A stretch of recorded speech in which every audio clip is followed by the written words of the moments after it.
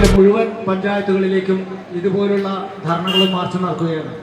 ഈ മാർച്ചിൽ പങ്കെടുത്ത മുഴുവൻ സഖാക്കളെയും അഭിവാദ്യം ചെയ്തുകൊണ്ട് ഈ മാർച്ച് അല്ലെങ്കിൽ ഈ പ്രതിഷേധ ധർണ ഔപചാരികമായി ഉദ്ഘാടനം ചെയ്യുന്നതിന് വേണ്ടി സഖാവ് ശ്യാമിനെ ആദരപൂർവ്വം ക്ഷണിക്കുന്നു. ഗാന്ധി തൊഴിലുറപ്പ് പദ്ധതി ഇല്ലാതാക്കിയിരിക്കുന്നു.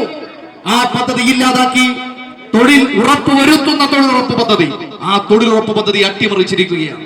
സമാനമായ രീതിയിൽ ഈ രാജ്യത്തെ ഒരു ഗവൺമെന്റ്, കോൺഗ്രസ് നേതൃത്വം നൽകുന്ന UDF ഗവൺമെന്റ്, കേരള സർക്കാർ എടുത്ത തീരുമാനം എന്താണ്?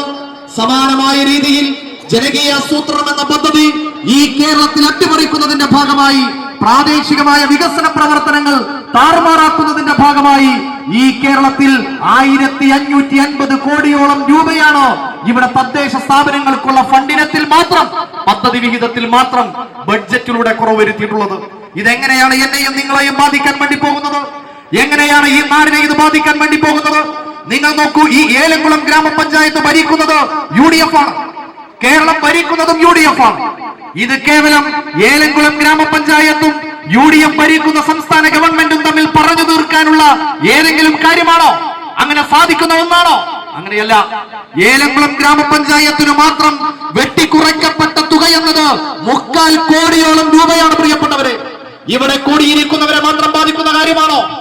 ഈ ഏലംകുളം ഗ്രാമപഞ്ചായത്തിലെ വിവിധ വിഭാഗങ്ങളിൽപ്പെട്ടവർക്ക്, SC വിഭാഗത്തിൽപ്പെട്ടവർക്ക്, പൊതുവിഭാഗത്തിൽപ്പെട്ടവർക്ക്, ST വിഭാഗത്തിൽപ്പെട്ടവർക്ക് അനുവദിക്കപ്പെട്ട പദ്ധതിയിൽ നിന്നാണ് കുറവ് വരുത്തിയിട്ടുള്ളത്.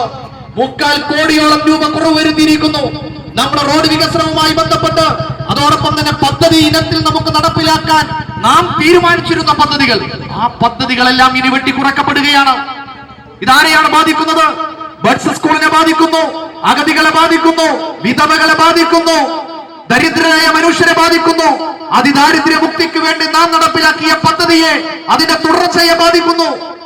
എല്ലാ നിലയ്ക്കും ഈ ഗ്രാമപഞ്ചായത്തിലെ സാധാരണക്കാരായ ജനവിഭാഗങ്ങളെ ബാധിക്കും നിലയിൽ VD സതീശൻ സർക്കാർ, UDF ഗവൺമെന്റ് ഏലംകുളം പഞ്ചായത്തിന് കഴിഞ്ഞ LDF ഗവൺമെന്റ് അനുവദിച്ച തുകയിൽ നിന്ന് 3/4 കോടിയോളം രൂപ കുറവ് വരുത്തിയിരിക്കുന്നു. ഇതിനെതിരാണ് ഈ സമരം. ഈ കേരളത്തിലെ എല്ലാ ഗ്രാമപഞ്ചായത്തുകൾക്ക് മുമ്പിലും ഇടതുപക്ഷ ജനാധിപത്യ മുന്നണി സമരം നടത്തുകയാണ്. ഇവിടെ പെരിന്തൽമണ്ണ നഗരസഭ, ഈ പെരിന്തൽമണ്ണ മണ്ഡലത്തിലെ മേലാറ്റൂര്, വെട്ടത്തൂര്, താഴേക്കോട്, ആലിപ്പറമ്പ്, പുലാമന്തൂർ പഞ്ചായത്ത് ഉൾപ്പെടെയുള്ളവർക്ക് വലിയ തുകയാണ് വെട്ടിക്കുറച്ചിരിക്കുന്നത്. ഇതിന്റെ ഭാഗമായി കേരളത്തിലുടനീളം ഇടതുപക്ഷം ഇതിനെതിരായി പ്രതിഷേധിക്കുകയാണ്. ഇവിടെ പൊതുവിഭാഗത്തിന് കുറവ് വരുത്തിയിരിക്കുന്നത് 1200 കോടിയിൽ പരം രൂപയാണ്. SC വിഭാഗത്തിന് കുറവ് വരുത്തിയിരിക്കുന്നത് 235 കോടി രൂപയാണ്. ട്രൈബൽ വിഭാഗത്തിന് വെട്ടിക്കുറവ് വരുത്തിയിരിക്കുന്നത് 36 കോടി രൂപയാണ്. ഇങ്ങനെ എല്ലാ വിഭാഗം ജനങ്ങളെയും, പൊതുവിഭാഗത്തെയും, SC വിഭാഗത്തെയും, ST വിഭാഗത്തെയും എല്ലാം ബാധിക്കുന്ന പ്രശ്നം, എല്ലാ വിഭാഗങ്ങളെയും ഒരുപോലെ ബാധിക്കുന്ന പ്രശ്നം. ആനുകൂല്യങ്ങൾ വേണ്ടതില്ല എന്ന് തീരുമാനിക്കാം. ഇത് അങ്ങനെ വകവെച്ചു കൊടുക്കാൻ കഴിയോ?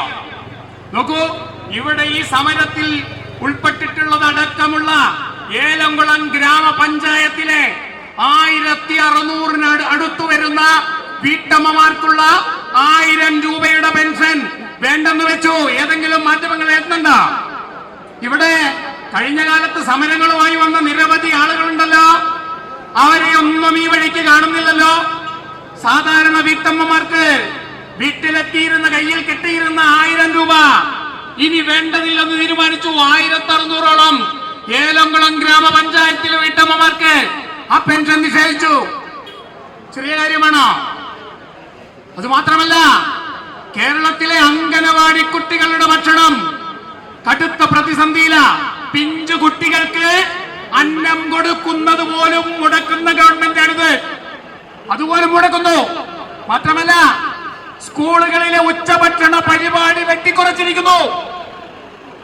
വളരെ ലോകത്തിന് മാതൃകയായ രീതിയിൽ ഉച്ചഭക്ഷണ പദ്ധതി മുന്നോട്ട് പോയിരുന്നത് ഇനി വേണ്ടതില്ല എന്ന് തീരുമാനിക്കുകയാണ്. ഓരോന്നും കേരളത്തിന്റെ നന്മകളെ ഓരോന്നോരോന്നായി ഈ ഭരണത്തിൽ ചവിട്ടി അരയ്ക്കപ്പെടുന്നത് നമ്മൾ കൺമുന്നിൽ കാണുകയാണ്. ഇത് ചോദ്യം ചെയ്യാൻ നിൽക്കാൻ കഴിയോ? ഈ കേരളത്തിൽ നടപ്പിലാക്കിയിട്ടില്ല എന്ന് ഇന്നലെ മുസ്ലിം ലീഗിന്റെ MP-യോട് കേന്ദ്ര ഗവൺമെന്റ് വിദ്യാഭ്യാസ വകുപ്പ് മന്ത്രി പാർലമെന്റ് രാജ്യസഭയിൽ പറഞ്ഞത് നമ്മൾ കണ്ടു. കേരളത്തിൽ PFC നടപ്പിലാക്കിയിട്ടില്ല. ആ നടപ്പിലാക്കാത്ത PMC കേരളത്തിൽ ഇതായി നടപ്പിലാക്കാൻ വേണ്ടി പോകുന്ന UDF, RSSന്റെ താല്പര്യം, BJPയുടെ താല്പര്യം നടപ്പിലാക്കുന്നു. ഉന്നത വിദ്യാഭ്യാസ മേഖലയിൽ